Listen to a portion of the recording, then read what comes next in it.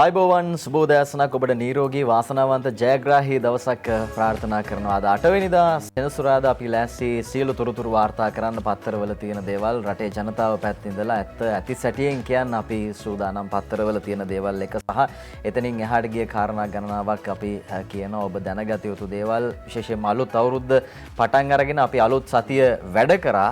පළවෙනි සතිය වැඩ කරා ඊට පස්සේ ලැබෙන සතියන්තයේ පළවෙනි සතිය කොහොමද වැඩට කියලා පොඩ්ඩක් හැරලා බලන්න පුළුවන්. ඒ අතරේ ඩෙන්ගු හැම තියෙනවා. ඒ ගැනත් පරිසරය ගෙදර ඉන්න අය හාෆ් ඩේ එකක් හරි තියන අය ඒ සම්බන්ධයෙන් උත් යම් අවධානයක් යොමු කරන්න. ඒ වගේම කොරෝනා ගැන කතා කරද්දී කොරෝනා තාම ඉවර නැහැ. සමහරව ඉවරයි කියලා හිතාගෙන වැඩ කටයුතු කරනවා අපි දකිනවා.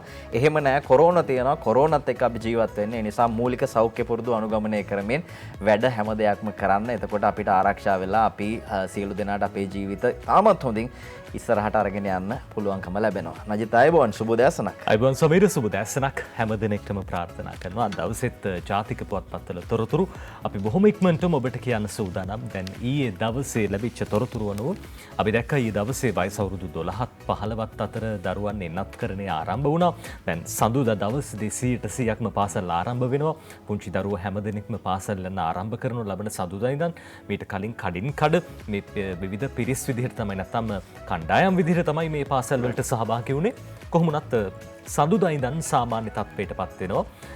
ඒ ආරම්භ වුණාට පස්සේ එදා පාසලේදී එන්නත විදින්න වැඩ කටයුතු සූදානම් කරලා තියෙනවා කියලා තමයි සෞඛ්‍ය බලධාරීන් සඳහන් කළේ. ඔය අතරේ ඊයේ දවසේ වාර්තා වෙච්ච තවත් කරුණු අනුව සමීර සඳහන් වෙනවා මේ බූස්ටර් එන්නත දැන් ගත්තේ නැත්නම් එහෙම ජීවිත අවදානමක් ඇති වෙන්න පුළුවන් අනිවාර්ය කරන්න සූදානම් කියලා ජාතික පුවත්පත් සියල්ල තොරතුරු වාර්තා කරනවා. එහෙනම් බූස්ටර් එන්නතත් ඔබට හැකිනම් සුදුසුනම් ඔබට විදින්න ඒ එන්නත ලබා ගැනීමේ හැකියාව තිබෙන බව අපි මතක් කරනවා.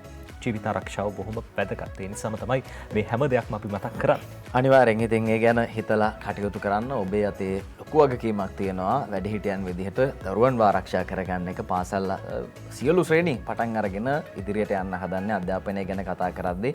ඉතින් දරුවන්ව ආරක්ෂා කරගන්න ඕනි. එහෙමනම් අපි වැඩිහිටියෝ විදිහට අපි ආරක්ෂා වෙලා ඉන්න ඕනි. ඒ ගැන ඔබ සැලකිලිමත්ව කටයුතු කරන්න. පොත බලමු. අද දවසේ අපි හැම දවසකම සෙනසුරාදා ඉරිදා දවස්වල ඔබට අලුත් පොතක් ගැන කියනවා. පොත් වටිනවා, කියවන එක බොහොම වටිනවා. කියවන එක හොඳ පුරුද්දක්. ඔය අතරේ අපි අද තෝරගත්තේ මේ සිතුවිලි සෙවණැලි කියන කාව්‍ය සංග්‍රහය. ඔබට පුළුවන් මේ සිතුවිලි සෙවණැලි කාව්‍ය සංග්‍රහය රස විඳින්න. බොහොම අපූර්ව කෘතියක් විදිහට අපිට හඳුන්වන්න පුළුවන්. WKM ක්‍රිෂාන්ත තමයි මේ කාව්‍ය සංග්‍රහයේ රචකයා විදිහට කටයුතු කරන්නේ. ක්‍රිෂාන්තගේ අදහස් එකට එකතු වෙලා මේ පද්‍ය සංග්‍රහය කාව්‍ය සංග්‍රහය පුරාම විසිරීලා පැතිරිලා තියෙනවා කියලා අපිට කියන්න පුළුවන්. පියවර මේ ක්‍රිෂාන්ත රචනා කරපු බොහොම අපූර්ව පද්‍ය පේලියක්. කිරෙන් පෙඟුණු තොල් පෙතියක රැඳුනේ නිති සිනා පොදකි. ඉඩෝරේට දාහය නිවනා සිසිලති සිහින් පොදකි. නිමා නොවන දිගු කමනේ ඇදෙනා සඳ සෙවන රුකකි. මගේ පුතේ නුඹේ සුවඳ තුසිත පුරෙන් ලැබුණු මලකි. නුඹේ නමින් පින් රැස් කර අහස ඔසට ගොඩ කරමි. නුඹේ සිහින රුවල් නැවට ගොඩ වී ලොව සැරිසරමි.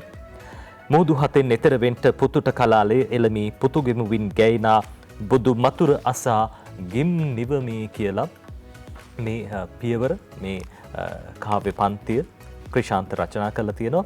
මේ කෘතියේ සමීර මේ පෙරවදන ලියනවා චන්ද්‍රසිරි පතිරණයන් හිටපු පීඨාධිපතිතුමන් හාපෙටිගම ජාතික අධ්‍යාපන විද්‍යාපීඨයේ.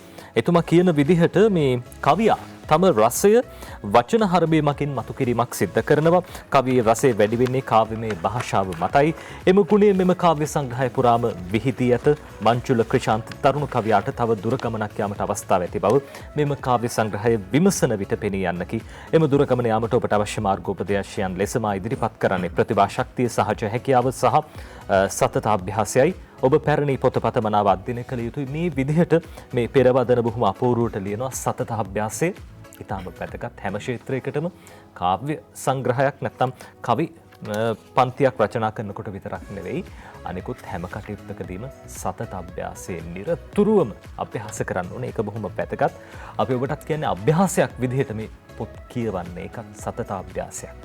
පොත් කියවීම මිනිසාගේ දැනුම රුචිය වැඩි කරනවා කියලා කියමනක් තියෙනවා. ඉතින් ඒ හින්දා පොත් අරගෙන කියවන්න. ඔබ විතරක් නෙමෙයි පුංචි දරුවෝ ගෙදර ඉන්නා නම් පුංචි දුවල පුතාලටත් බොහොම වැදගත් වෙයි. මේ කෘතිය WKM ක්‍රිෂාන්ත රචනා කරන්නේ සිතුවිලි සෙවණැලි පද්‍ය සංග්‍රහය.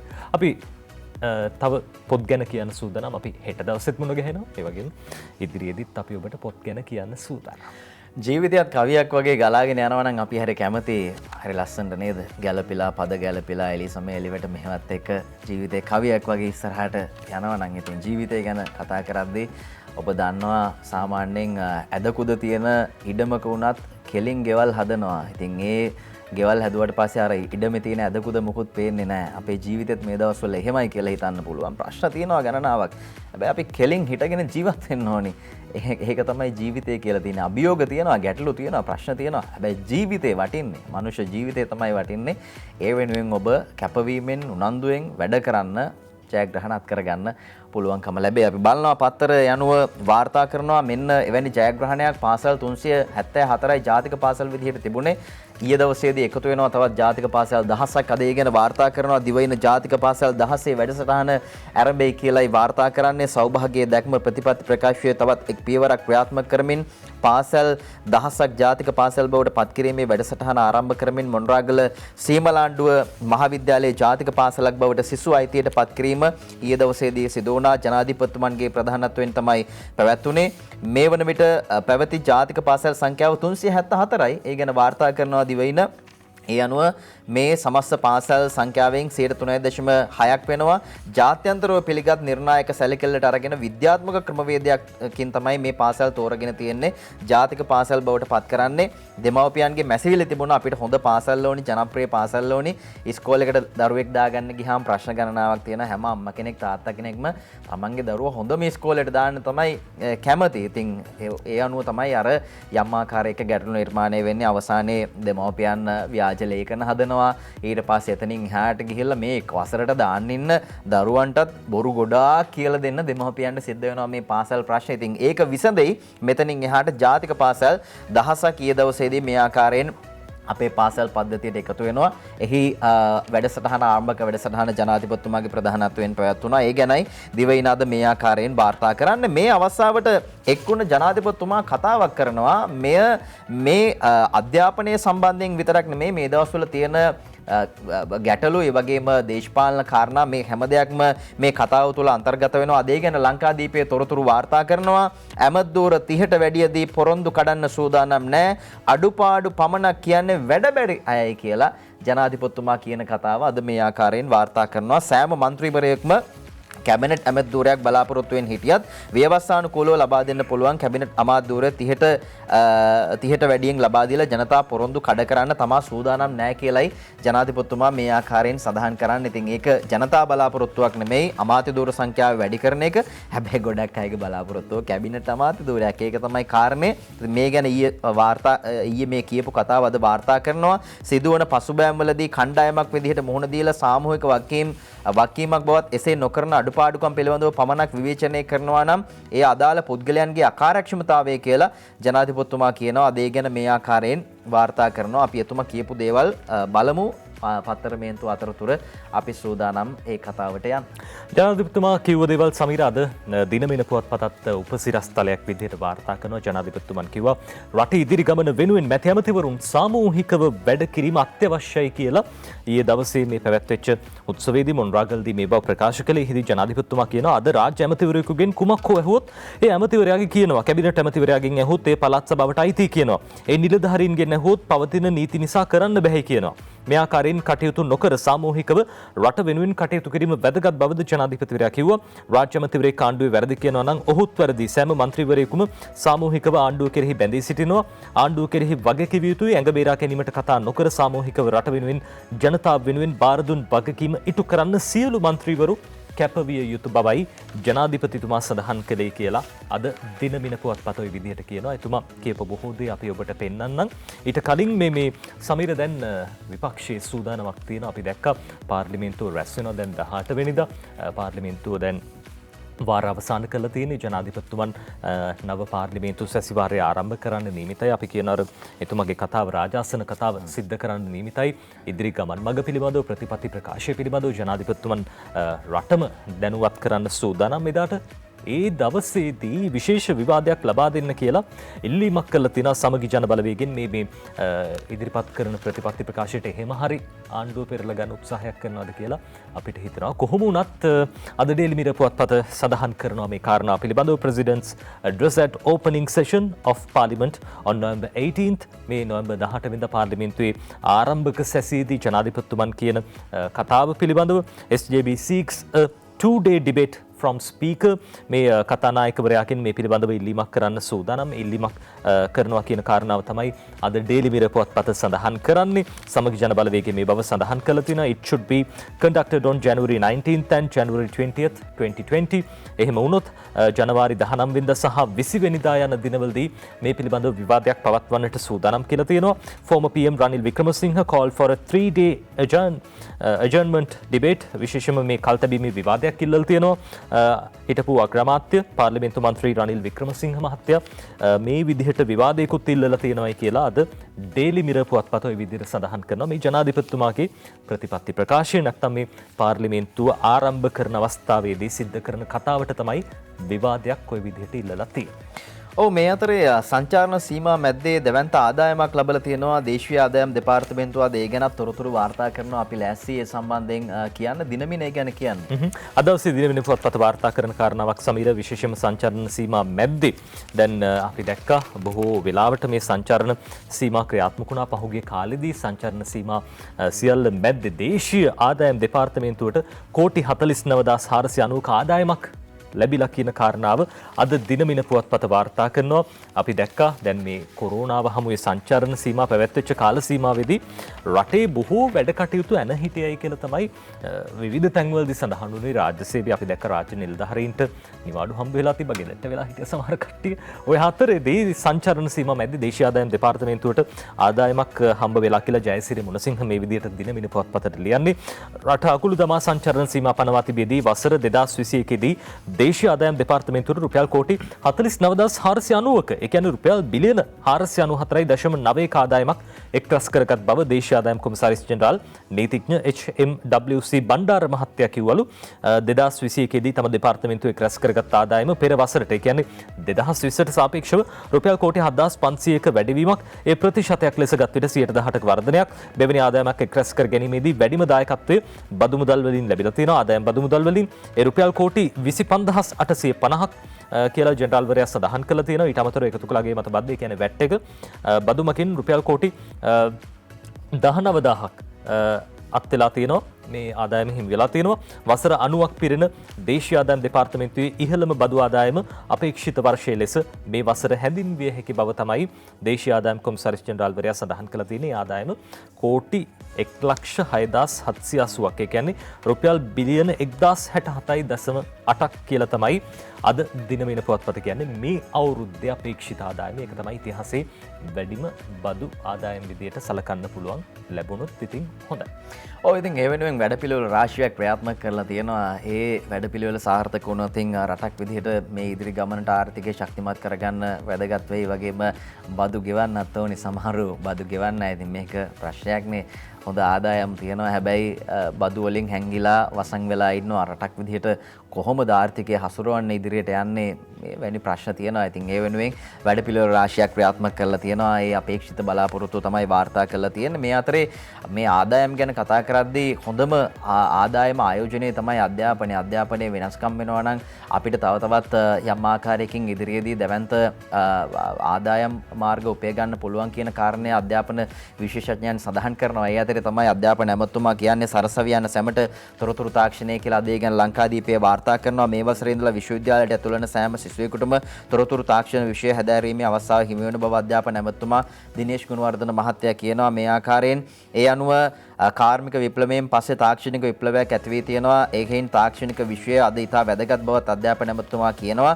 විශ්වවිද්‍යාලයේදී තොරතුරු තාක්ෂණයේ විෂයක් විදිහට තෝරාගත්තත් සෑම සිසුවෙකුටම අතිරේකව මේ විෂය හැදෑරීමේ පහසුකම් සලසනවා කියලා මේ ආකාරයෙන් සඳහන් කරනවා. විෂයක් විදිහට සමහරු තෝරගන්නවා. හැබැයි අතිරේකව හැම ශිෂ්‍යයෙකුටම ආර්ට් කරත් කොමර්ස් කරත් සයන්ස් කරත් මොනවා කරත් එතනින් මොන විදිහේ ඉස්සරහට ගියත් සරසවියේදී කැම්පස් එකේදී මේ තොරතුරු තාක්ෂණය දෙන්න සියලු දෙනාට ලබා දෙන්න කටයුතු කරනවා කියලයි අධ්‍යාපන ඇමතුමා සඳහන් කරන්නේ. ඉතින් මේ හැම දෙයක්ම දීලා මේ හැම පහසුකමක්ම අරගෙන දරුවෝ විදිහට කැම්පස් එකෙන් එළියට ආවට පස්සේ කෙලින්ම පිට රටක එහෙම රැකියාවකට ගියාට කමක් නැහැ. ඉතින් එහෙම ප්‍රශ්නයක් නැහැ. ඒක තමන්ගේ කැමැත්ත. හැබැයි ඉතින් රටටත් සේවයක් කරන්න, රට ගියත් රටට සේවයක් කරන්න පුළුවන්. එහෙම කරන අය ඉන්නවා. අපි රට විරෝ ගැන කතා කරනවා. අසීරු අවස්ථාවක් රටක් විදිහට මුහුණ දීලා තියෙනවා. ඒ වගේම ලෝකයක් විදිහට අර්බුද ගණනාවක් තියෙනවා. ඉතින් ඒ නිසා සියලු දෙනාගේ වගකීම් පිළිබඳව යලි යලිත් ඒ ආකාරයෙන් සිහිපත් කරන්න කැමතියි. මොකද අපේ රටේ දැවැන්ත ආයෝජනයක් සිද්ධ කරනවා, දැවැන්ත මුදලක් වැය කරනවා මේ නිදහස් අධ්‍යාපනය වෙනුවෙන්. ඒ වගේම නිදහස් සෞඛ්‍ය වෙනුවෙන් මේ හැම දෙයක්ම අරගෙන නිදහසේ අධ්‍යාපනය හදාරලා අවසානයේ රටට සේවයක් කරන්න නැත්නම් පොඩි හරි ඒක ගැටලුවක් බවට පත් වෙනවා. ඉතින් ඒ නිසා තමයි ඒ සම්බන්ධයෙන් මතක් කරේ. මේ අතරේ උසස් පෙළ විභාගය ගැන කියලා තියෙනවා දරුවන්ගේ ඉල්ලීමක් අද මේ ආකාරයෙන් වාර්තා කරනවා දිවයින පත්තරේ. උසස් පෙළ විභාගයේ පෙබරවාරි එපා සිසුන් පිරිසක් ජනපතිට ලියයි කියලා කියනවා වසන්ත ලියනගේ චමින්ද සිල්වා මේ ප්‍රවෘත්තිය ලියන්නේ. අපොස් උසස් පෙළ විභාගයේ පෙබරවාරියේ පැවැත්වුවහොත් තමන්ට බලවත් අසාධාරණයක් වෙනවා කියලා එබැවින් මේ බලක්වා දෙන ලෙස එම සිසුන් ජනාධිපතිතුමාගෙන් ලිඛිතව ඉල්ලීමක් කරලා තියෙනවා කියලයි මේ ආකාරයෙන් වාර්තා කරන්නේ. අත්‍යවශ්‍ය විෂය කොටස් ඇතුළු අනිකුත් විෂය කොටස් ආවරණය කිරීම සඳහා මාර්තු මාසයේදී ඉක්මවා යා හැකි බැවින් 2021 අපොස් උසස් පෙළ විභාගයේ අප්‍රේල් මාසයේ පැවැත්වීම සුදුසුයි මේ සිසුන් කියනවා. ජාතික අධ්‍යාපන ආයතන නිර්දේශ කළ පරිදි විෂය නිර්දේශ ආවරණය කර ප්‍රායෝගික පරීක්ෂණ පවත්වලා උසස් පෙළ විභාගයේ පැවැත්වීමට කටයුතු කරන්න කියලා 2021 උසස් පෙළ විභාගයට සූදානම් වන සිසුන් ජනාධිපතිතුමාගෙන් ඉල්ලීමක් කරලා තියෙනවා. ඒ ඉල්ලීම සඳහන් වෙනවා ඒ ආකාරයෙන් කියලයි මේ විදිහට තොරතුරු වාර්තා කරන්න. ඉතින් විෂය කරුණු මේ විදිහට ආවරණය කරලා නැත්නම් ගැටලුවක් තියෙනවා දරුවන් විදිහට. ඉතින් ඒ ගැටලුව තමයි මෙහෙම කියලා තියෙන්නේ. එහෙමනම් අඩුම තරමේ පේපර් හදද්දි ඒ විෂය කරුණු වලින් පරිබාහිරව පේපර්ස් හදන්න ඕනි, ප්‍රශ්න පත්‍ර හදන්න ඕනි. එහෙම වෙනවා නම් ඒත් කමක් නැහැ. හැබැයි දරුවන්ට අසාධාරණයක් විය යුතු නැහැ. ඒ ගැන තමයි මේ ආකාරයෙන් ලිඛිතව ඉල්ලීමක් කරලා තියෙනවා කියලා දිවයින අද වාර්තා කරන්නේ. සමීර පහුගිය දවසක අධ්‍යාපන ලේකම්තුමන් 7 වෙනි පැයට ආවා. එතුමා කිව්වා දැන් මේ උසස් පෙළ පවත්වන දිනේ දැන් ටිකක් කල් ගිහිල්ලා තියෙන්නේ. තියන්න ඕන කාල සීමාවට වැඩියෙන් කල් ගිහිල්ලා තියෙන. හැබැයි ඉතින් මේ දරුවෝ ගැන ටිකක් හිතන්න ඕනේ. ඒ අවශ්‍ය විදිහට දෙපැත්තටම ගැලපෙන සම තැනකට එයි කියලා අපි හිතනවා. පෙබරවාරි මාසේ තියෙන එක අපහසු නම් විෂය නිර්දේශය ආවරණය කරලා නැත්නම් සුදුසු ගැලපෙන විදිහට ඉතාමත් ඉක්මනින් තියයි කියලා අපි විශ්වාස කරනවා. දැන් දරුවන්ගේ වයස යනවා විශ්වවිද්‍යාල වලට යන්න ඕනේ. මේ හැම දෙයක්ම තියෙනවා. විශ්වවිද්‍යාල වලට ගියාට පස්සේ මේ අපි දන්නවා මේ විශ්වවිද්‍යාල ප්‍රවේශය ලබා ගත්තාම දැන් විවිධ විෂය ක්ෂේත්‍ර තියෙනවානේ. වාණිජ්‍ය විද්‍යාව, ඒ වගේම අපි දන්නවා ගණිතය, මේ ගණිතාංශය, ඒ වගේම විද්‍යාංශය, ඒ වගේම කලා, මේ වාණිජ මේ හැම අංශයකින්ම දරුවෝ දස්කම් පානවා. ඔය අතරේ මේ වෛද්‍ය විද්‍යාවට දක්ෂකම් පාන අපේ දරුවෝ යන්නේ වෛද්‍ය විද්‍යාලයට. වෛද්‍ය විද්‍යාලයේ මේ වෛද්‍ය පීඨේ ගොඩනැගිලි කිහිපයක් ඉදිකරමින් තිබ්බා. මේ ගොඩනැගිලි වල ඉදිකිරීම් ටිකක් අතරමඟ නැවතිලා තිබ්බේ. හැබැයි දැන් 95%ක් මේ ගොඩනැගිලි ඉදිකිරීම් අවසන් වෙලා තියෙනවා කියලා කියනවා. අපේ රටට වැඩියෙන් වෛද්‍යවරු බිහි කරගන්න මේක ගොඩක් ප්‍රයෝජනවත්. යටිතල පහසුකම් වැඩි දියුණු කරන එක අද දිනමින කියනවා. කොළඹ වෛද්‍ය පීඨ ගොඩනැගිල්ලේ නව ගොඩනැගිලි ඉදිකිරීම් 95%ක් අවසන් කියලා ලේකකාධිකාරී KAS එඩ්වඩ් මහත්තයා සඳහන් කළා කියලා දිනමින පුවත්පතට ලියනවා. මේ විදිහට අද දවසේදී කොළඹ විශ්වවිද්‍යාලීය වෛද්‍ය පීඨයට අයත් නව ගොඩනැගිලි ඉදිකිරීම් කටයුතු 95%ක ප්‍රමාණයක් නිම කර ඇතැයි කොළඹ විශ්වවිද්‍යාලයේ ලේකකාධිකාරී KAS එඩ්වඩ් මහතා ප්‍රකාශ කළා තියෙනවා. එහි ඉදිකිරීම් කටයුතු අතරමඟ නවතා නැති බවත් කොවිඩ් වසංගත තත්ත්වය යටතේ එහි ඉදිකිරීම් කටයුතු නොකඩවා පවත්වාගෙන යන බවත් මේ මහතා සඳහන් කළා තියෙනවා. මේ ගොඩනැගිලි දුනාට පස්සේ තවත් වැඩි සිසුන් පිරිසකට අවස්ථාව ලබා දෙන්න හැකියාව තියෙනවා කියලා අද දිනමින පුවත්පත ඔය විදිහට සඳහන් කරනවා. මේ අතරේ අපි ලෑස්තියේ පහුගිය කාලවකවානුව තුළ දැඩි ලෙස කතාබහට ලක්වුණු කාරණයක් පිළිබඳව ඔබේ අවධානය යොමු කරන්න අර චීන පොහොර නැව සම්බන්ධයෙන් වාර්තා කරනවා. චීන පොහොර නැවට ඩොලර් මිලියන 6.9ක් ගෙවයි කියලායි දිවයින ප්‍රධාන ප්‍රවෘත්තියෙන් කියලා තියෙන්නේ. ඉතින් මේ සම්බන්ධයෙන් දේශපාලන වේදිකාවේ සහ ඉන්න එළියේ බොහෝ විට කතාබහට ලක්වුණු කාරණයක් බවට පත් වුණා. ශාමිනුවන් ගණේවත් ලියන්නේ ණයවර ලිපියේ මේ එකඟතාවයට අනුව චීන කාබනික පොහොර තොගය සඳහා වන ඇමරිකානු ඩොලර් මිලියන 6.9ක මුදල ඊයේ මහජන බැංකුව විසින් අදාළ චීන සමාගමට ගෙවුවා කියලා මහජන බැංකුවේ සාමාන්‍ය අධිකාරීවරයා සඳහන් කරනවා. ඒ සම්බන්ධයෙන් තමයි මේ විදිහට දිවයින කියන්නේ. මේ ණයවර ලිපියට අනුව මහ බැංකුවට තිබෙන බැඳීමට අනුව මේ ගෙවීම් සිද්ධ කරලා තියෙනවා. කොළඹ වාණිජ්‍ය මහාධිකරණය මගින් මේ අදාළ ගෙවීම් සිදු කිරීම සඳහා පනවල තිබුණු වාරණය ඉවත් කිරීම නිසා මේ ගෙවීම සිදු කිරීමට මහජන බැංකුවට පැවති බාධා නීතිමය බාධා ඉවත් වුණා කියලායි සඳහන් වෙන්නේ. ප්‍රශ්නගත පොහොර නෞකාවේ මෙරට බාර නොගත්තත් මේ ප්‍රශ්නගත පොහොර නෞකාව ප්‍රමිතියෙන් යුතු පොහොර නැවත ලබා දෙනවා කියලා දෙපාර්ශ්වය අතර එකකත්වයකට ආවා කියලායි අධිකරණය හමුවේ කරුණු මීට කලින් ඉදිරිපත් කරලා තිබුණේ. ඉතින් ඒකත් එක්ක ශ්‍රී ලංකා මහ බැංකුවේ අධිපති අජිත් නිවාඩ් කබ්‍රාල් මහත්තයා සඳහන් කරනවා අදාළ ගෙවීම් මහජන බැංකුව විසින් සිදු නොකළේ උසාවියෙන් ලබා දීලා තිබුණු අතුරු තහනම් නියෝගය අනුව කියලා. මේ නීතිමය බාධා ඉවත් වීමෙන් පසු අදාළ ගෙවීම් සිද්ධ කරන්න පුළුවන් කියලා මහ බැංකුව අධිපතිතුමා කියනවා. අදාළ චීන කාබනික පොහොර තොගේ සාම්පල් පරීක්ෂා කිරීමෙන් පස්සේ ඔබට මතක ඇති ශ්‍රී ලංකා ශාක නිරෝධායන සේවය කියලා තිබුණා මේවායේ අර්විනියා නම් බැක්ටීරියාව අඩංගු වෙනවා කියලා. මේ නිසා මේ පොහොර ශ්‍රී ලංකාවට බාර ගැනීම ප්‍රතික්ෂේප වුණා. චීනයේ චින්දාओ බයෝටෙක් සමාගමෙන් මේ පොහොර ගෙන්වලා තිබුණා. ඊට අදාළ ගෙවීම් සිදු කිරීම සඳහා බැංකුවෙන් ණයවර ලිපි නිකුත් කරලා තිබුණා. කෙසේ නමුත් අධිකරණ තීන්දුවත් එක්ක ගෙවීම් සිද්ධ කළේ නැහැ. හැබැයි අධිකරණ ඒ තහනම් නියෝගයේ ඉවත් වීමත් එක්ක බාධාව නැති වුණා. ඒ අනුව මහජන බැංකුව විසින් මේ ගෙවීම් සිද්ධ කරලා තියෙනවා කියලයි අද මේ විදිහට තොරතුරු වාර්තා කරලා තියෙන්නේ. මේ අතරේ අත්‍යවශ්‍ය භාණ්ඩ සම්බන්ධයෙන් කතා වෙනවා. මේවා ගෙන්වද්දි කොහොමද ඩොලර් අපිට කෝ මේ ගැන හැමතැනම සාමාන්‍යයෙන් කතා වෙනවා ඇහෙනවා. ඒ වගේම අර්බුදත් යම් ආකාරයකින් හිඟ අත්‍යවශ්‍ය භාණ්ඩවල හිඟයක් තියෙනවා. ගෑස් එහෙම පෝලිං දකින්න ලැබෙනවා. ඒ වගේම ජනතාව මේ පෝලිං වල රස්තියාදු වෙනවා. අපි ඕන තරම් දකිනවා මේ දවස්වල මේ ගෑස් ප්‍රශ්නෙත් එක්ක. මේ අතරේ තමයි දිවයින වාර්තා කරන්නේ අත්‍යවශ්‍ය භාණ්ඩ වරායෙන් ගන්න ඩොලර් මිලියන 5ක් කියලා. අද දිවයින මේ සම්බන්ධව තොරතුරු අරන් එනවා. අපි සූදානම් මේ පිළිබඳව ඔබට වාර්තා කරන්න අත්‍යවශ්‍ය භාණ්ඩ වරායෙන් ගන්න ඩොලර් මිලියන 5ක් කොළඹ වරායේ හිර වෙලා තියෙන මේ අත්‍යවශ්‍ය භාණ්ඩ අඩංගු කන්ටේනර් නිදහස් කර ගැනීම සඳහා අත්‍යවශ්‍ය ඩොලර් මිලියන 14න් 5ක් ඊයේ ශ්‍රී ලංකා මහ බැංකුව විසින් නිදහස් කරලා තියෙනවා කියලා වෙළඳ අමාත්‍යාංශය කියනවා. අත්‍යවශ්‍ය භාණ්ඩ ආනයනකරුවන් වෙළඳ ඇමති බන්දුල ගුණවර්ධන මහත්තයාත් එක්ක කරපු සාකච්ඡාවකින් පස්සේ වෙළඳ ඇමතුමා මහ බැංකුව අධිපතිතුමා සමග මේ ගැන සාකච්ඡා කරලා යනුව ඩොලර් ප්‍රමාණය නිදහස් කරගන්න එකඟත්වය පළ කරලා තියෙනවා කියලායි වාර්තා කරන්නේ. ඒ අනුව වරාය ඇති සහල් සීනි බීලුණු ඇතුළු අත්‍යවශ්‍ය භාණ්ඩ වලින් කොටසක් ඉදිරි දිනවලදී වරායෙන් නිදහස් කරනවා කියලයි මේ විදිහට දිවයින තොරතුරු අරන් එන්නේ. ඒ අනුව මේ ඇති වෙලා තියෙන සමහර ප්‍රශ්න ජනතාවට තියෙන පීඩාවන් ටිකක් මගහැරේ කියලා විශ්වාසයක් තියෙනවා. ඒ ගැනද වාර්තා කරනවා. ජාතික පුවත්පතේ විදිහට වාර්තා කරන සමීර දැන් ගැටලුවක් තියෙනවා, ප්‍රශ්නයක් තියෙනවා. විදේශ මුදල් නැත්නම් අපි කියනවා ඩොලර් හිඟය තියෙනවා. මේ හින්දා අර අවශ්‍ය දැවිතෙල් මිලදී ගන්න හැකියාවක් නැති වෙලා විදුලිය කප්පාදුවක් කරන්න සිද්ධ වෙනවා කියලා ඩේලි මිරර් පුවත්පත අද දවසේදී සඳහන් කරලා තිබා. අපි ඔබට කියන්න සූදානම් මේ සියලු කරුණු කාරණා පිළිබඳව. ඊට කලින් අපි සූදානම් විරාමයක් ලබා ගන්න.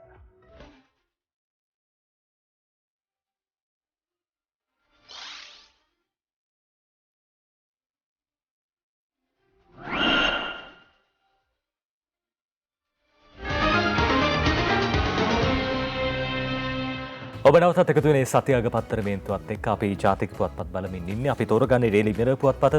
ඩේලි මිරර් අද ප්‍රධාන සිරස්තලයේ විදිහට වාර්තා කරන කාරණාව මේ විදේශ විනිමය නොමැති හින්දා අපේ රටේ ක්ෂේත්‍ර ගණනාවක වැඩ කටයුතු අඩාල වෙලා කියන කාරණාව දැන් බොහෝ දෙනෙක් කියනවා. ඒ කියන එක තවත් තහවුරු වෙනවා මේ පුවතෙන්. ඩේලි මිරර් කියනවා forex crisis triggers power outrage. දැන් මේ දවස්වල විදුලි කප්පාදුවක් සිද්ධ වෙනවා. සවස 5:30 රාත්‍රී 9:30 අතර විදුලිය විසන්ධි වෙන්න පුළුවන් කියලා දැන් අපි දැක්ක ඊයේ දවසෙත් අහන්න දකින්න ලැබුණා. අද ඩේලි මිරර් කියනවා engineers warn major power cuts imminent. මේ දැවැන්ත විදුලි කප්පාදු සිද්ධ වෙන්න පුළුවන් කියන කාරණාව වුන් සඳහන් කරන මේ හැම දෙයකටම හේතු වෙලා තියෙන සමීර දැන් දැවිතෙල් ආනයනය කරන්න විදේශ විනිමය අවශ්‍යයි. නැත්නම් අපි කියන්නේ ඩොලර් අවශ්‍යයි. හැබැයි ඩොලර් හිඟතාවක් තියෙනවා. මේ හින්දා දැවිතෙල් ගේන්න හැකියාවක් නැහැ. අපි දැක්ක සපුගස්කන්ධ තෙල් පිරිපහදුවෙත් වැඩ කටයුතු සැරින් සැරේ වරින් වර එන හිටිනවා. මේකත් හොඳ තත්ත්වයක් නෙවෙයි කියලා ඉංජිනේරුවෝ සඳහන් කරලා තියෙනවා. ඒ කොහොමුණත් දැන් Lanka Khanija Tel Nithigata Sangsthawa සඳහන් කරන earlier CPC said it could not provide fuel to the CEB unless payment were made in US dollars. මේ විදුලි බල මණ්ඩලයට අවශ්‍ය ඉන්ධන නැත්නම් මේ දැවිතෙල් ලබා දෙන්නට ලංකා ඛනිජ තෙල් නීතිගත සංස්ථාවට හැකියාවක් නැහැ කියන කාරණාව වුන් මීට පෙර සඳහන් කළා තිබේ. අවශ්‍ය ඩොලර් ප්‍රමාණය ලබා දෙන්න හැකියාවක් නැහැ කියන කාරණාවත් එක්ක ඒ අතරේදී දැන් අපි දන්නවා දැවිතෙල් බලාගාර ක්‍රියාත්මක වෙනවා අපේ රටේ විදුලිය නිෂ්පාදනය කරන්න. හැබැයි ඒවා ක්‍රියාත්මක කරන්න හැකියාවක් නැහැ මේ විදිහට තෙල් හිඟතාව හින්දා. ඒ කොහොමුණත් ඊයේ දවසෙත් සඳහන් කරලා තිබ්බා හවස 5:30 රාත්‍රී 9:30 අතර විදුලිය කප්පාදුවක් සිද්ධ වෙන්න පුළුවන් කියලා ලංකා විදුලි බල මණ්ඩලය තමයි මේ පිළිබඳව සඳහන් කරලා තිබ්බේ. ඔය අතරදී දැන් රටේ ආහාර ගැටලුවකුත් තියෙනවා. ආහාර හිඟ වෙලා තියෙනවා. ගොවියෝ කියනවා දැන් ඉදිරි කාල සීමාවෙදී මේ හාල් කිලෝ එකක් රුපියල් 300ට විතරයි කියලා. ඊයේ දවසේ එහෙම අපි දැක්කා. වොයිස් කට් එහෙම දීලා තියෙනවා. ඒ කොහොම වුණත් සහල් ආනයනය කරන්න සූදානමක් තියෙනවා කියලා අද දිනමින පුවත්පත සඳහන් කරනවා. අද සිරස්තලයක් විදිහට දිනමින මේ විදිහට කියනවා. මියන්මාරෙන් සහල් ටොන් ලක්ෂයක් ගෙන සැලසුම් සකස් කරලා තියෙනවා කියලා අද දවසේ දෙවෙනි පුවත්පත වාර්තා කරනවා. ඒ පිළිබඳව සුභාෂිනී සේනානායක මේ ගැන ලියන්නේ මියන්මාරෙන් සහල් මෙට්‍රික් ටොන් ලක්ෂයක් මෙරටට ගෙන්වීමට සැලසුම් කරලා තියෙනවා. ඒ සඳහා මියන්මාරයේ සමග අවබෝධතා ගෙවිසුමකට අත්සන් තැබුවා. මෙරට සහල් අතිරික්තයක් පවත්වාගෙන යාම සඳහා වෙළඳ ඇමති බන්දුලු ගුණවර්ධන මහතාගේ උපදෙස් පරිදි මේ වැඩපිළිවෙල ක්‍රියාත්මක වෙනවා. ඉදිරියේදී මෙරට ජනතාවට සහල් කිලෝවක් රුපියල් 100ට අඩු මුදලකට ලබා දීම මෙහි අරමුණු බව මේ සම්බන්ධයෙන් අදහස් දක්වමින් අමාත්‍යවරයා ප්‍රකාශ කළා කියලා අද දවසේ දිනමින පුවත්පත් සඳහන් කරන. සමීරාල මුල් දවස්වල නම් අපි දැක්කේ නෑ වෙළඳපොලේ එච්චර හාල් තියෙන ඔය ඇමතුමා කිව්වට සහල් ආනයනය කළා කියලා. හැබැයි දැන් ටිකක් තියෙනවා. අපි කඩේකට එහෙම ගිහින් බැලුවොත් රුපියල් 130ට විතර ඔය මේ පිට රටින් ගේන හාල් කිලෝ එකක් ගන්න පුළුවන්. හැබැයි අපේ රටේ හාල් තාමත් ගණන් අර බොහෝ දෙනෙක් කියන්නේ මේ අපේ රටේ හාල් තමයි ටිකක් ගුණ කෑවොත් හොඳ කියලා. ඒ කොහොම වුණත් මේ රුපියල් 130ක මුදලකට විතර ගන්න පුළුවන් හාල් කිලෝවක් ඉදිරියේදී 100ටත් අඩුවෙන් දෙන්න පුළුවන් කියලා තමයි බන්දුල ඇමතුමා නම් කියලා තියෙන්නේ. කලින් ඉඳලම කිව්වේ 100ට අඩුවෙන් දෙන්න පුළුවන් වෙයි කියලා. හැබැයි 130ටවත් තියෙන එක ගැන සතුටු වෙන්න ඕනේ මේ තියෙන ප්‍රශ්නත් එක්ක. ඉතින් අපේ රටේ ඉන්න මෝල් හිමියෝ මහා පරිමාණ අය කරන වැඩත් එක්ක මේ බලන්න එවැනි කතාවක් අද වාර්තා කරනවා. දිවයින මහා පරිමාණ මෝල් හිමියන් සංවිධානාත්මකව සහල් මිල ඉහළ දමා පාරිභෝගිකයන් ගසා කරනවා. සහල් කිලෝ ළඟදීම රුපියල් 200ක් වෙයි. සමස්ත ලංකා සහල් මෝල් හිමියන්ගේ සංගමේ සභාපති බී.කේ. හේරත් මහත්තයා කියනවා මේ ලොකු අය කරන වැඩ තමයි මේ ආකාරයෙන් වාර්තා කරන්නේ. මේ මෝල් හිමියෝ කිව්ව ගමන් අපිට නන් ටික මතක් වෙනවා. නම් තුනයිනේ තියෙන්නේ නේද? ඔය තුන මතක් කරනවා. ඉක්මනටම හිතට එනවා හැමෝගෙම. ඉතින් උදේ පාන්දර ඒ අයව අපිට මතක් කරන්න සිද්ධ වෙනවා. මේ වී කිලෝවක දැන් මිල සාමාන්‍ය රුපියල් 100ක් කියලා කියනවා. ඒ අනුව සහල් කිලෝව නිෂ්පාදන වියදම රුපියල් 169ක් ඉක්ම යන බවත් නොබෝ දිනකින් වෙළඳ පොලේ සහල් කිලෝවක් රුපියල් 200 වෙනවා කියලා සමස්ත ලංකා මෝල් හිමියන්ගේ සංගමේ සභාපති බී.කේ. රංජිත් මහත්තයා කියනවා. සහල් මිල දිනෙන් දින වැඩි වෙන විනා අඩු වෙන බවක් පේන්නට නැතයිද? ඒට හේතුව වී මිල දිනෙන් දින ඉහළ යාම බවත් සඳහන් කරනවා. සාවර මිලක් දීලා තියෙනවා 75 වී වලට. හැබැයි 75ට නෙමෙයි වී ගන්නෙ. රජයට වී ලබා දෙනවා විනා වෙනුවට ගොවීන් කරන්නේ පෞද්ගලික අයට වී කිලෝව වැඩිපුර ලබා දෙන. ඉතින් ඕන කෙනෙක් කරනවානේ වී වලට එකක් කරනවා නම් ඉතින් වැඩි මුදලට ගන්නවා නම් අනිවාර්යෙන් වැඩිපුර ගෙවනවා නම් ඉතින් ඒ තැනට තමයි වී ලබා දෙන්නේ. හැබැයි ඒගොල්ලෝ වී අරගෙන මේ ආකාරයෙන් දැවැන්ත විදිහට එතන ජාවාරමක් කරනවා, පාරිභෝගිකයන් හොරා කරනවා කියලයි මේ කුඩා පරිමාණ මෝල් හිමියන් සඳහන් කරන්නේ. සහල් මිල පාලනයෙන් රජය ඉවත් වීම නිසා මේ තත්ත්වය උදා වෙලා තියෙනවා කියලත් රංජිත් මහත්තයා සඳහන් කරනවා. හැබැයි වැඩේ තියෙන්නේ දැන් වී 100ට අරගෙන 169ක් වෙනවා නම් 200ට ආසන්න ගානකට දුන්නට කමක් නැහැ. හැබැයි 50ටත් වී අරගෙන 150ට වගේ දුන්න කාලවල් අපිට මතකයි. එහෙම වෙලාවකුත් තිබුණා. ඉතින් ඒ අවස්ථාවන් වලදී ගොවි ජනතාව චෝදනා කරා අපෙන් ගත්තේ 55ට 60ට. හැබැයි හාල් කිලෝ එක රුපියල් 150ක් වෙලා කියලා මේ වගේ අර්බුද ගණනාවක් තිබුණා. කෙසේ නමුත් ඒගොල්ලෝ ලබන්න ඕනි උපරිම ලාභයන් ලබලා තියෙන ව්‍යාපාරනේ. ඉතින් ඒගොල්ලොන් බිස්නස් ඒගොල්ලෝ වට ගන්න කැමති නැහැ. හැබැයි මහ ජනතාව තමයි අවසානයේ දැඩි ලෙස පීඩාවට පත් වෙන්නේ හාල් ටිකක් ගන්න කඩේට ගියාම. ඒ වගේම මේ දවස්වල හාල් හිඟයකුත් මේ දේශීය හාල් ඔබ කිව්වා මේ ආනයනික සහල් තියෙනවා කියලා. දේශීය හාල් වල හිඟයක් සමහර කඩවල වල දෙන්නේ හාල් නැහැ කියලා කියනවා. ඉතින් මේ අර්බුදයක් දැන් නිර්මාණය කරන්න හදන්නේ. ඉතින් මේක දැනගෙන තමයි මියන්මාරයෙන් සහල් ගෙන්නන්න ආරක්ෂිත සංචිත විදිහට තියාගන්න රජයේ කටයුතු කරලා තියෙන්නේ. ඒ සම්බන්ධයෙන් අපි ඔබට වාර්තා කළා. මේ අතරේ ලංකාදීපයට යනවා. ලංකාදීපයේ වාර්තා කරනවා පිටි කිලෝ රුපියල් 150යි. බේකරි වලට අපලයි පානොත් හිඟ වෙයි. සංගමේ සභාපතිවරයා සඳහන් කරනවා ඉදිරියේදී පාන් හිඟවීමක් තියෙන්න පුළුවන් කියලයි ඔහු කියලා තියෙන්නේ. අද ඒ සම්බන්ධයෙන් තොරතුරු මේ විදිහට අරන් එනවා. පිටි කිලෝව රුපියල් 150ක් හින්දා තමයි මේ තත්ත්වය උදා වෙන්නේ කියලත් කියලා තියෙනවා. ඒ ගැන අද ලංකාදීපයේ තොරතුරු කියන්නේ.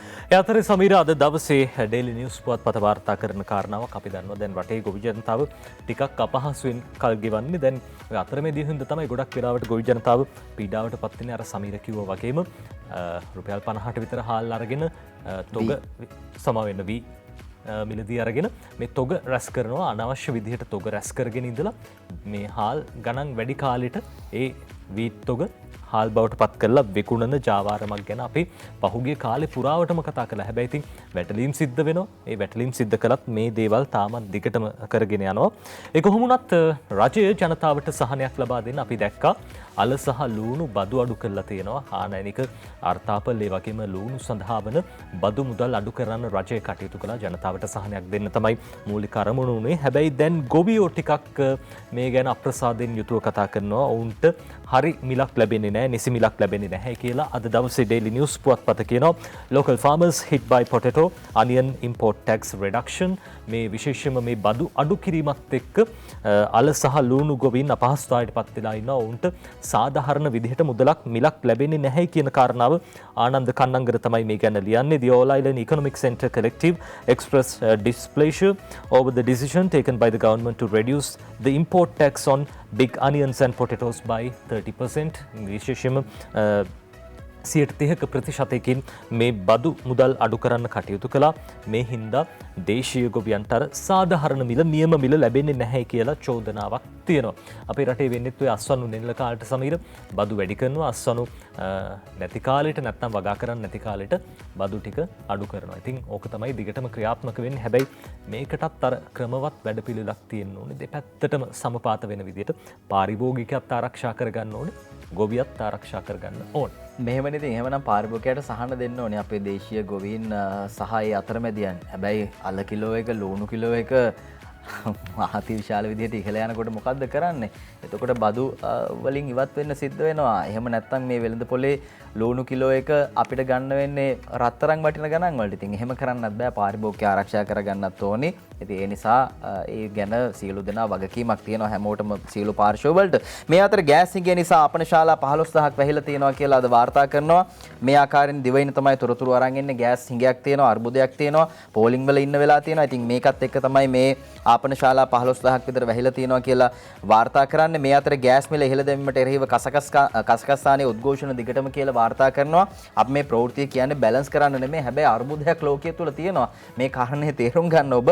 ගෑස් මිල මේ ඉහළ දැමීමත් එක්ක කසකස්ථානයේ උද්ඝෝෂණ දිගටම තියෙනවා. ඒ වගේම දැවැන්ත අර්බුද මේ රටවල් වල නිර්මාණය වෙලා තියෙනවා. ගෑස් මිල දෙගුණයකින් ඉහළ දැමීමත් එක්ක පහුගිය සෙනසුරාදා ඉඳලා දියත් කරලා තියෙනවා මහජන උද්ඝෝෂණ ව්‍යාපාරයක්. ඒ හේතුවෙන් මේ වෙද්දී උද්ඝෝෂණයන් 10 දෙනෙකු ආරක්ෂක අංශනිලධාරීන් 18 දෙනෙක් මිය ගිහිල්ලා තියෙනවා. බලන්න අර්බුදයේ තරම.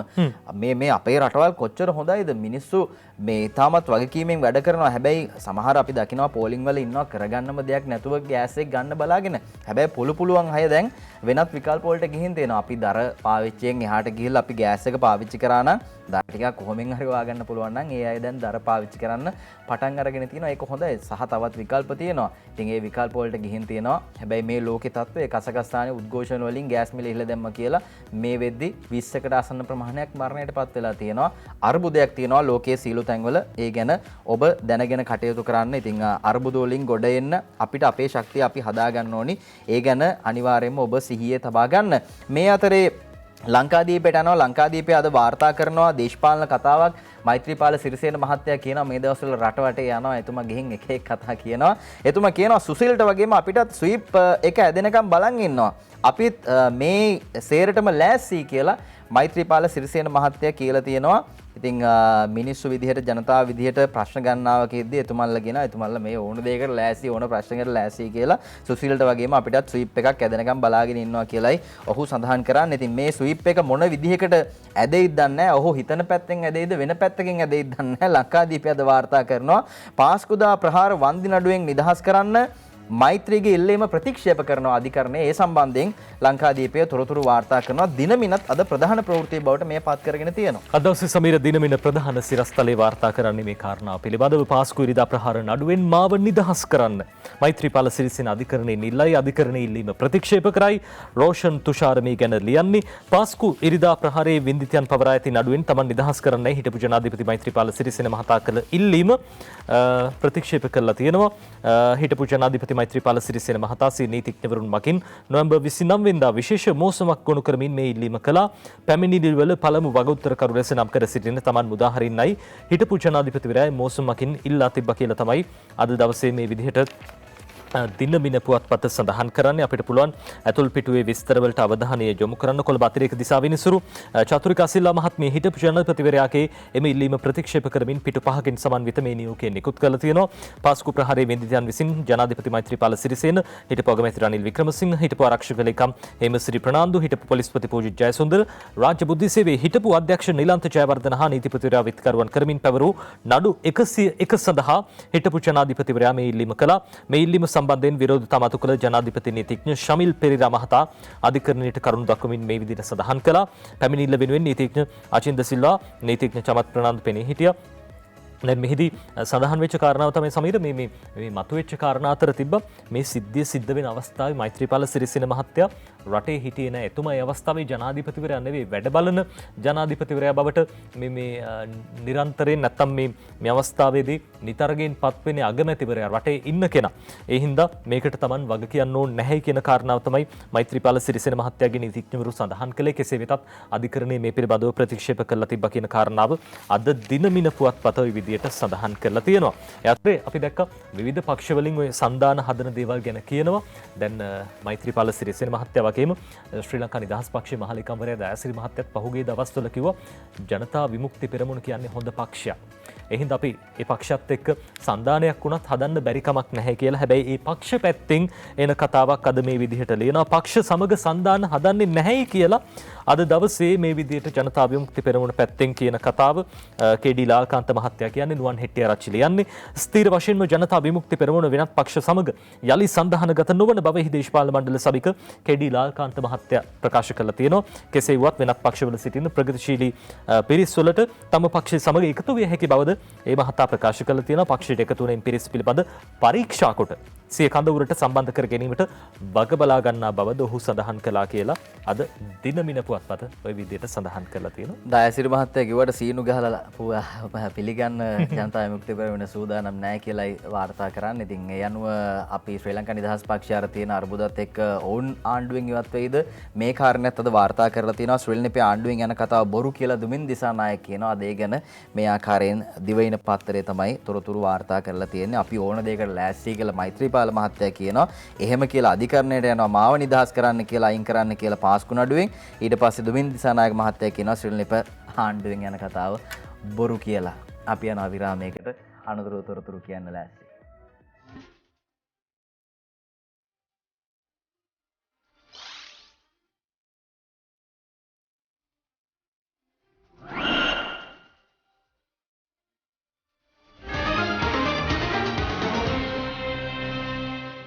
බූස්ටර් එන්නත ගැන දැන් සමාජයේ ලොකු කතාබහක් ඇති වෙලා තියෙනවා. බූස්ටර් එන්නත ලබා ගත්තේ නැත්නම් ජීවිත අවදානමක් ඇති වෙන්න පුළුවන් කියලා සෞඛ්‍ය අංශ සඳහන් කරනවා. වසංගත රෝග විද්‍යාංශයේ ප්‍රධානියා ඒ බව සඳහන් කළා කියලා අද දිනමින පුවත්පත කියනවා. බූස්ටරේ නොගත්තොත් ජීවිත අවදාන මේ වසංගත රෝග විද්‍යාංශයේ ප්‍රධානී විශේෂඥ වෛද්‍ය සමිත ගිනිගේ මහත්තයා කියලා තියෙනවා.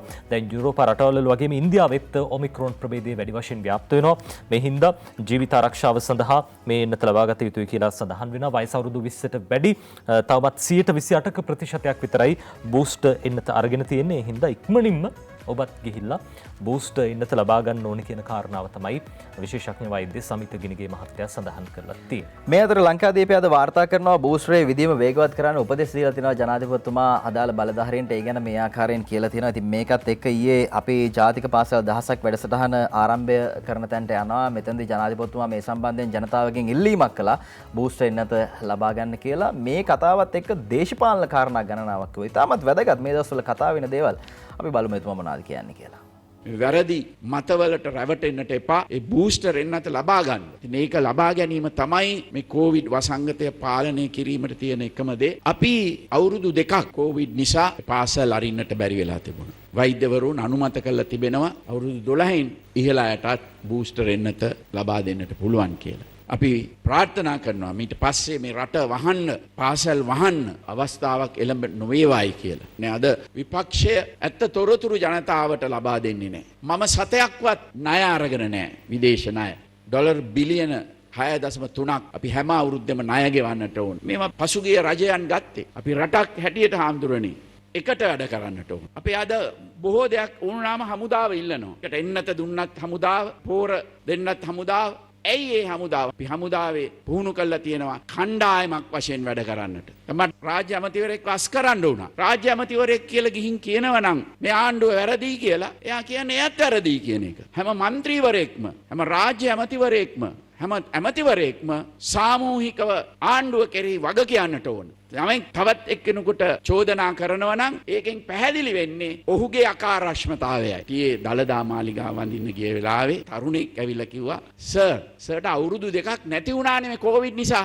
රෙෆරන්ඩම් එකක් තියලා ඒ දෙක ගන්නේ නැත්තේ ඇයි? මං කිව්වා ඔබතුමාව තමයි මගේ උපදේශක හැටියට ගන්න ඕන කියලා. ජනතාව දන්නවා මේ අමාරුකම වෙච්ච. විපක්ෂයේ හිටියත් മന്ത്രിවරුන්ගේ යුතුයකමක් තියෙනවා. රටක් හැටියට හොඳ දෙයක් කරනවා අපි ඉදිරියට යන්න. වැඩි වෙලා තියෙන අද හැම කෙනෙකුටම කැබිනට් ඇමතිකමක් ඕන. මම කොහොමද හැමෝටම කැබිනට් ඇමතිකම් දෙන්නේ? මම කරුණාවෙන් ඉල්ලා සිටිනවා රාජ්‍ය නිලධාරීන්ට මේ වසර 3 තුල ඔබගේ සම්පූර්ණ සහාය මට ලබා දෙන්න ජනතාවට සේවය කිරීම සඳහා. මම ඡන්ද බලාගෙන නෙමෙයි වැඩ කරන්නේ.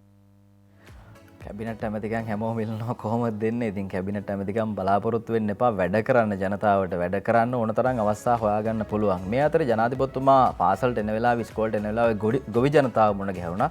එතනදී ඉදිරි යලකන්නේ වෙනසක් සිද්ධ කරන්න ලෑස්ති. ඒ ගැන අපේ ගොවීන්ට ජනාධිපතිතුමා කියනවා බලමු. සියඹලාන්ඩුව මහාවිද්‍යාලයට පැමිණෙමින් සිටි ජනාධිපතිතුමා අතරමඟ රැස්ව සිටි ගොවින් පිරිසක් හමු වුණා. කාබනික කියන්නේ මේ කොළ එකතු කරලා දාලා එකක් නෙවෙයි. විශාල තාක්ෂණයක් ඒකේ තියෙනවා. ගොවි මහතුන්ට ඇවිල්ලා තීරුම් කළා දුන්නේ. මොකද්ද මේකෙන් කරන්නේ? අස්වැන්න මුල මේකෙදී මම නම් හිතන්නේ අඩු වෙනවා කියලා. මොකද පවර හරියට දැම්මනම් ඒ අස්වැන්නම අපිට ගන්න පුළුවන්. හැබැයි ඒක වසවිසෙන් තොරයි. මෙන්න මේක තමයි මට කරන්න ඕනෙලා තියෙන්නේ. මේක ටිකක් අමාරු දෙයක්. හැබැයි අවාසනාවකට අපේ අය ඇවිල්ලා ගොවි මහතුන්ට තීරුම් කළා දුන්නේ නැහැ. මෙන්න මේකයි පොහොර වර්ගය මේ විදිහටයි පාවිච්චි කරන්නේ. දැන් මම මේ යාල කන්නේදී හමුදාව පාවිච්චි කරනවා ඒකට. හමුදාවනේ හැම එකටම ඇවිල්ලා ඉන්නේ මේ තීරුම් කළා දෙන්න. ගෙනහිල්ලා ජනතාවට තීරුම් කළා මෙන්න පොහොර මේ විදිහටයි පාවිච්චි කරන්නේ. මෙන්න මේක කියලා කියන්නේ.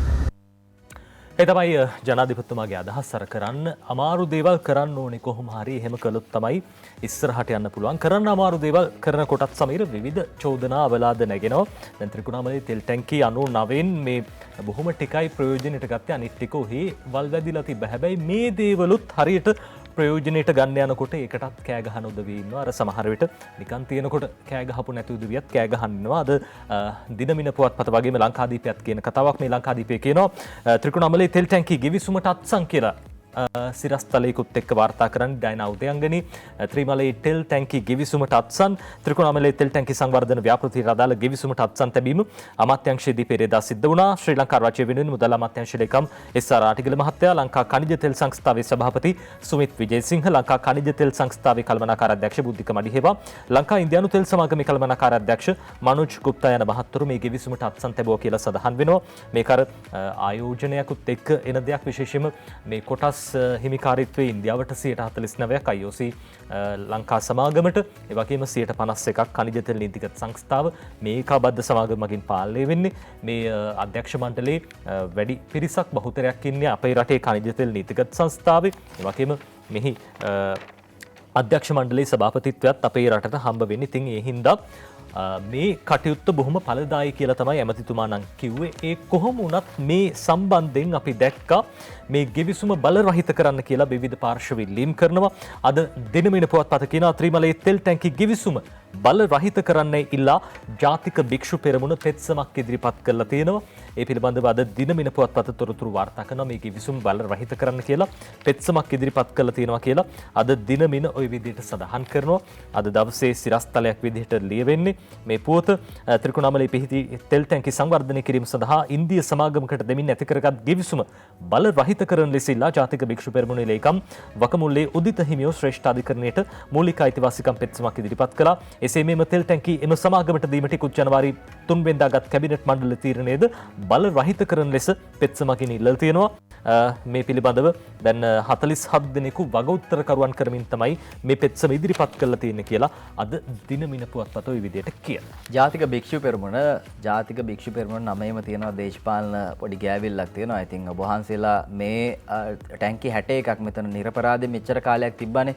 ඉතින් ඒවා මොන අවස්ථාවකද කතා කරේ කියලා ඔබ වහන්සේලාගෙන්ම ටිකක් අහන්න හිතට තට්ටු කළා. මොකද මෙතන තෙල් ටැංකි 100ක් තියෙනවා. ඒ 100න් එකක් විනාශ වුණා. දෙවන ලෝක යුද්ධ කාලේ ජපාන් ගුවන් යානයක් කඩන් වැටලා ඊට පස්සේ 99න් 14ක් තියෙන IOC එකට 24ක් අපිට තියෙනවා 61ක් නිකන් තිබුණේ. ඒ 61 අරගෙන සංවර්ධනය කරලා තෙල් පුරවන්න හදනවා. හරිය නිකන් අර වී ව්‍යාපාරිකයෝ අඩුවට තියෙන කාලට අරගෙන පුරවල වැඩියට හාල් දෙනවා වගේ. ඉතින් එහෙම අපිට සංවර්ධන ව්‍යාපෘතියකට යන්න පුළුවන් නම් ඇයි ඒකට බාධා කරන්න කියන ප්‍රශ්නේ මතුවෙනවා. කෙසේ නමුත් මේ ගැන ඉන්දිය විදේශ අමාත්‍යතුමාගෙන් මාධ්‍යවේදීන් අහනවා. ඒ ගැන අද දිවයින වාර්තා කරනවා. මේ දුෂ්කර මොහොතේ ශ්‍රී ලංකාවට ඉන්දියාවේ සහාය දෙනවා කියලා විදේශ අමාත්‍යතුමා කියනවා. ඒ අනුව ඉන්දීය විදේශ අමාත්‍යතුමා ජයශංකර් මහත්තයා මේ සාකච්ඡාවල නිරත වෙලා තියෙන ඔහු ඕස්ට්‍රේලියාව, ඉන්දුනීසියාව, මාලදිවයින, භූතානයේ විදේශ අමාත්‍යවරුන් සමග සාකච්ඡා කරනවා. අලුත් අවුරුද්දේ ශ්‍රී ලංකා විදේශ අමාත්‍යවරයාට සුබ්බැතු බවත් විශ්වාසවන්ත මිතුරෙකු වුණ ඉන්දියාව මේ දුෂ්කර කාලයේදී ශ්‍රී ලංකාවට සහාය දෙනවා කියලාත් විදේශ අමාත්‍යතුමා ඉන්දියාවේ සඳහන් කරලා තියෙනවා. ඒ ගැන මේ ආකාරයෙන් වාර්තා කරද්දී බලමු ගම්මන්පිල මහත්තයා මොකද කියන්නේ කියලා. මේක ඩොලර් කෝටි 8500ක දැවැන්ත ව්‍යාපෘතියක් කියලා ගම්මන්පිල මහත්තයා කියනවා. ඉතුරු ටික බලමු. එතුමා මේ ආකාරයෙන් සඳහන් කරනවා මේ ගම්මන්පිල මහත්තයා කියන දේ. ඉන්දියාවට තෙල් ටැංකි ටික දීර්ඝ කාලයක් දීලා තියෙදී එක්කෙනෙක් කටක් කරනවා ඇහුණාද? ඒ වගේම අවුරුදු 100ක් තිස්සේ මේවා දි รา පත් වෙයි රටට කිසි ප්‍රයෝජනයක් නැති විදිහට එක්කෙනෙක් කතා කරාද? මම මේ ටැංකි ටික අපේ ප්‍රයෝජනෙට අරගත්තම අද මේ ටැංකි ටික හදලා අපේ තෙල් ටික ගබඩා කරනකොට මෙන්න විරුද්ධ වෙනවා. ඉන්දියාවේ මේ තෙල් ටැංකි ටික ගත්ත එක ගැන ඉන්දියාවේ ඉන්නේ හිතරිදිලා. ඒ නිසා ඉන්දියාවේ ඔත්තුකාරයෝ ඉන්දියාවේ ඉත්තන්සා ගැත්තන් විසින් මට පහර දෙනවා. මේ තෙල් ටැංකි ටික අපිට ගත්තේ ඉන්දියානු ප්‍රහාරයකට සූදානම්ෙන්. ඉතින් ඔය මීට කලිනුත් මව්බිම ඉන්දියානු විරෝධී අරගල කරලා ඉන්දියාවේ සහායෙන් රටින් පැනගත්ත නායකයෙක්ගේ පක්ෂයක් තමයි මේකට එරෙහිව සටන් කරන්නේ. ඉතින් ඒ අයගේ ඉන්දියානු විරෝධය පුස්සක් කියලා ඉතිහාසය ඔප්පු කරලා ඉවරයි. අනිවාර්යයෙන්ම අපි අධිෂ්ඨානයෙන් කටයුතු කරනවා නම් ඕන ලෝක බලවතෙක් එක්ක සූදශීලීව සාකච්ඡා කරලා අපට වාසි සහගත වෙන්න ගිවිසුම් ගන්න පුළුවන් කියලා ඔප්පු කළා. මට ඒකට ආදර්ශය දුන්නේ සිරිමාව බණ්ඩාරනායක මැතිණිය. සිරිමාව බණ්ඩාරනායක මැතිණිය ඉන්දියාවත් එක්ක සාකච්ඡා කරලා සිරිමා ශාස්ත්‍රීය ගිවිසුමත් කච්චතිව ගිවිසුමත් ලංකාවට වාසිදායක ලෙස සකස් කරගත්තා. ඊට පස්සේ ලංකාවට වාසිදායක ගිවිසුමක් ඉන්දියාව සමග අත්සන් කළා නම් ඒ තෙල් ටැංකි ගිවිසුම පමණමයි. ඒ තමයි සමීර ඇමතුමාගේ වැඩපිළිවෙල අර චෝදනා කරන්න නැතුව අවලාදන ගන්න නැතුව වැඩපිළිවෙලක් තියෙනවා නම් ඒක කරන්න ඉඩ දීලා හරිද වැරදිද කියලා බලලා ඊට පස්සේ මොනවා හරි කියන එක වෙන දෙයක්. හැබැයි ඒ දේ බලන් ඉන්න හැකියාව තියෙන්න ඕනේ. අනිවාර්යයෙන් රටට වාසියක් වෙනවා නම් ඒක වෙන්න ඕනේ. හැබැයි අවාසියක් වෙනවා නම් ඒක විය යුතු නැහැ. මොකද රටේ ජනතාව මේ සියලු සම්පත් ජනතාවට අයිති. ඉතින් රටට අයිති. එහෙනම් ප්‍රශ්නයක් තියෙනවා නම් වෙන්න ඕනේ නැහැ. හැබැයි ප්‍රශ්නයක් නැත්නම් ඒක විය යුතුයි. සංවර්ධනයක් වෙනවා නම් ඒක විය යුතුයි. ඒ ගැන මතක් කරන්න ඕනේ. අපි යනවා ක්‍රීඩා තොරතුරු බලන්න. කුසල් ධනුෂ්ක දික්වැල්ල ගැන හැමෝම කතා වුණා. ක්‍රිකට් ගැන කතා කරද්දී මේ තිදිනාගේ තහනම ඉවත් කරලා තියෙනවා කියලා ලංකාදීපේ වාර්තා කරනවා. කෙසේ නමුත් මේ ක්‍රීඩකයෝ තුන්දෙනාත් එක්ක මේ තුන්දෙනා අයින් කරලා විනය පරීක්ෂණ ආරම්භ කිරීමත් එක්ක කණ්ඩායම වෙනස් වුණා. ජයග්‍රහණ අපිට වැඩිපුර ලබා ගන්න පුළුවන් වුණා කියලා ක්‍රිකට් බලන ප්‍රේක්ෂකයෝ කිව්වා. ඒ වගේම ඒ ගැන විචාරකයොත් යම් ආකාරයකින් කතා බහ කරන්න පටන් ගත්තා. ධනුෂ්ක ක්‍රිකට් ටෙස්ට් ක්‍රිකට් පිටින් ඉවත් වෙන්නත් සූදානමක් තියෙනවා කියලා කියනවා ධනුෂ්ක ගුණතිලක. ඒ වගේම අද ප්‍රධාන කාරණය ක්‍රිකට් ගැන කතා කරද්දී කුසල් ධනුෂ්ක දික්වැල්ල මේ තිදෙනාගේ තහනම ඉවත් කරලා තියෙනවා කියලායි කියන්නේ.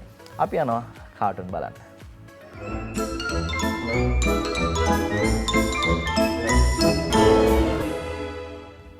අපි බලමු කාටුන් ලංකාදීප පුවත්පතේ 16 පුවලානගේ අඳින කාටුන් එකෙම මේ දවස්වල ජනතාවට සිද්ධ වෙලා තියෙන දේ තමයි මේ ඇඳලා තියෙන ජනතාව මේ බිම වැටිලා තියෙනවා. බිම වැටිලා ඉන්නේ නිකන් නෙවෙයි. තෙල් හිස් වෙච්ච මේ බැරල් ඇඟ උඩ පෙරලිලා ගෑස් ටැංකි පෙරලිලා ඒ අස්සේ මේ කඩේ යන්න තියාගෙන ඉන්න මල්ලත් තිරිලා. හැබැයි ඉතින් ලයිටුත් නෑ. ඉටිපන්දම් පත්තු කරන් තමයි ඉන්න වෙන්නේ. හොඳටම වැටිලා හිස් තෙල් බැරලුත් වැටිලා හිස් ගෑස් ටැංකිත් වැටිලා කරුවලේ ඉන්න වෙලා ඉටිපන්දම් පත්තු කරගෙන. අංජන ඉන්ද්‍රජිත්ගේ කියලා වැඩක් නෑ කාටුන් එක අපි බලන්න යනවා. දිනමින පත්තරය තියෙන්නේ ඔන්න දෙන්නෙක් අතර කතාවක්. එක්කෙනෙක් කියනවා ඕන් දැන් ගෑස් පාවිච්චි කරන්න කිසිම බයක් වෙන්න එපා. ඈ දැන් ගෑස් පුපුරන්නේ නැති වෙන්න හදලාද? නෑ නෑ. ගෑස් පුපුරලා මලොත් ලක්ෂ 10ක් දෙන රක්ෂණයක් හදලා. ඉවරයි නේ වැඩේ. රක්ෂණයේ තියෙන හින්දා බය වෙන්න එපා කියලා තමයි ඔය කියන්නේ කියලා වැඩක් නැහැ. කාටුනේ අපි අංජන ඉන්ද්‍රජිත් අදින කාටුනේ බලමු දිනමින පුවත්පතට අඳින්නේ මේ බලන්න ඉන්නේ කවුද කියලා අගමැතිතුමයි අනුර කුමාර මහත්තයා වගේ දෙන්නෙක් තමයි ඉන්නේ මේ දවස්වල සිද්ධ වෙන දෙයක්. දැන් මේ මල් වට්ටි අරගෙන අනුර කුමාර මහත්තයා මේ දවස්වල පන්සල් ගාන යනවා අපිට පේනවා අගමැතිතුමා පැත්තකට වෙලා හොඳයි කියලා බලාගෙන ඉන්නවා. එතුමත් ඉස්සර ගියානේ හැබැයි ඉතින් දැන් යන්නේ එතුමා නෙවෙයි දැන් අනුර මහත්තයා යන්න පටන් අරන්. ශ්‍රීකාන්ත්ගේ දූපත පොකට් කාටුන් එකට යනවා දිනමින පත්තරේ තියෙන්නේ. ඒ අනුව මෙන්න ඇවිල්ලා කියනවා එක්කෙනෙක් පොහොර නැවට නම් ඩොලර් වලින්ම ගෙව්වලු. එතකොට සර් අපේ වගාහානි වලට මොකද වෙන්නේ කියලා අහලා තියෙනවා. ඒ අතරේ බලන්න දිවෙන පොත්පතේ කාටුනේ ජයරත්න වික්‍රමසිංහ අදින ෆේස්බුක් කාටුනුයි මේ මන්ත්‍රීවරයෙක් ගැන කියන්නේ බලන්න කවුරුත් කටවල් පරිස්සම් කරගත්තොත් හොඳයි කියලා තිස්ස කුට්ටි කියන්නේ කියලා කියනකොට කුට්ටි කට්ටකට ඉවල්ලනවා වගේ කියලා කියනවා මේ දවස්වල මොන කට්ටටද කුට්ටි ඉව අල්ලන්නේ අර කැබිනට් ඇමතිවරු ගැන එහෙම කතා වෙනවා නේද? ඒ වගේ කට්ටක්ද දන්න එහෙම නැත්නම් වෙන නියෝජ්‍යකක්ද මොකද්ද දන්නේ නැහැ. හැම කට්ටකට ඉවල්ලනවලු ඕන්න. සමයන් කාටුන් එකට යනවා ශ්‍රී සමයන් චමෝද් පද්මශ්‍රී අඳින්න දිවයින පත්තරේ තියෙන්නේ. මහින්දානන්ද කියනවා ඩුබායි රටේ සිංගප්පූරුවේ වී ගොවිතැන් නැහැලු. නමුත් ඒ රටේ ජනතාව බඩගින්නේ ඉන්නෙත් නැහැලු. අනිත් කෙනා කියනවා ඒ රටවල නායකයෝ ඔලොමොට්ටල නැහැලු කියලා කිව්වේ නැද්ද බං? පාලකයෝ. ඔව් කියලා ඔන්න කියලා තියෙනවා. අපි මේ තෝරගන්න දෙවෙනි පුවත්පතට අඳින කාටුනේ ජයරත්න වික්‍රමසිංහ බලන්න මේ දවස්වල සිද්ධ වෙන දෙයක්. මේ ඉන්නේ ජනාධිපතිතුමා කාඩ් කුට්ටමක් අතේ තියාගෙන හැබැයි කාඩ් කුට්ටම ඉන්නේ ජෝකර්ලා වගේ තමයි අපිට පේන්න තියෙන්නේ. මේ දවස්වල ජෝකර්ලා මාරු කරනවාද උඩින් නම් ගහලා තියෙන්නේ ළඟදීම ඇමති මණ්ඩල සංශෝධනයක් කියලා ප්‍රවෘත්තියක් පළලා තියෙනවා. මේ ඇමතිවරු මාරු කරන එක ගැන වෙන්නේ නැති ඔය ඇඳලා තියෙන්නේ. හැබැයි ඉතින් කාඩ් කුට්ටමේ නම් ඉන්නේ ජෝකර්ලා. අංජනගේ කාටුන් එකට යනවා පොකට් කාටුන් එක දිනමින පත්තරේ තියෙන්නේ. ඇවිල්ලා කියනවා මෙන්න එක්කෙනෙක් මේ සැරේ වහ බොන්නයි වෙන්නේ කියලා ගොවියෝ කියනවා. වහගේන්න ඩොලර් තියනවද බං? මේ දෙවෙනි පුවත්පතේ ඕකයි තත්ත්වය කවියත් එක්කම කාටුන් අවසන් කරන්න අපි සූදානම් වෙන්නේ. තෙල් ටැංකියට ඉන්දිය ආදරය පතා ගිවිසුම ගහයි මතු කරමින් අමුතු ලතා විපක්ෂයෙන් පෙන්වුවට පළුදු ඉතා ගම්මන් පිලට තියෙනවා හිත නිවන කතා කියලා අනුරාධ ඕකයි තත්ත්වය කවිය ඔහොම ලියලා තියෙන්නේ. ඒ හිත නිවන කතා කොහොම වුණත් අපි අදට ඔබේ නිවසෙන් සමු අරගෙන යන්න වෙන්නේ. ඔබ මහන්සියෙන් ධෛර්යයෙන් වැඩ කටයුතු කරන්න මේ අභියෝග අවස්ථාවක අපි ඉන්නේ. අභියෝගාත්මක අවස්ථාවක් ජයග්‍රහණය කරන්න ඔබට හැකියාව තියෙනවා ටිකක් වෙන්දට වැඩි මහන්සි වෙලා වැඩ කරන්න.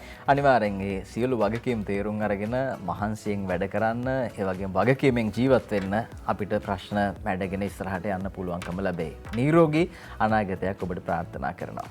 ආයුබෝවන්.